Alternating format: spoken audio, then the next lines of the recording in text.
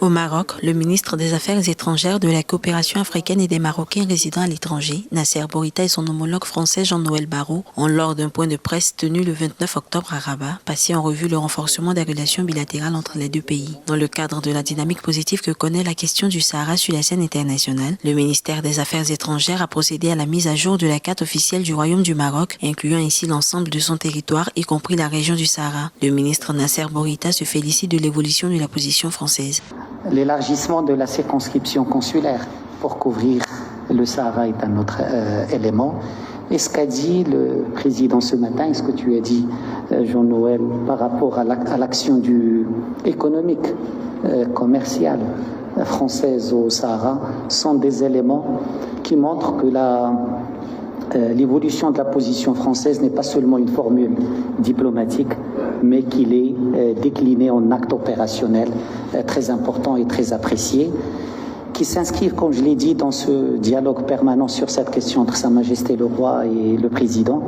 mais qui s'inscrit aussi dans un cadre plus large, qui est cette dynamique positive que connaît le dossier du Sahara marocain depuis un certain nombre d'années, sous l'impulsion de Sa Majesté le Roi, et qui va se poursuivre.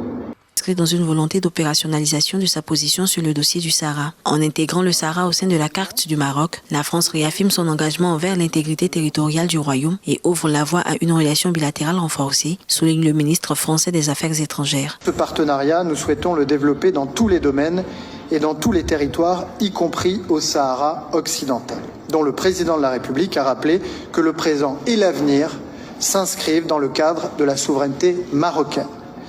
Et nous avons joint les actes à la parole,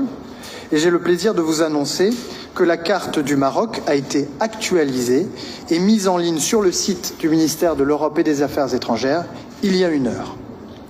Nos opérateurs et nos entreprises accompagneront le développement de ces territoires au travers d'investissements, d'initiatives durables et solidaires au bénéfice des populations locales. À noter qu'à l'instar de la France, plus d'une dizaine d'autres États européens, estimant que la solution marocaine permettrait de mettre fin à ce différend régional, ont annoncé l'ouverture de représentations diplomatiques dans la région. Pour rappel, en plus des soutiens africains, ce sont près de 100 États à travers le monde qui soutiennent l'initiative marocaine d'autonomie pour le Sahara.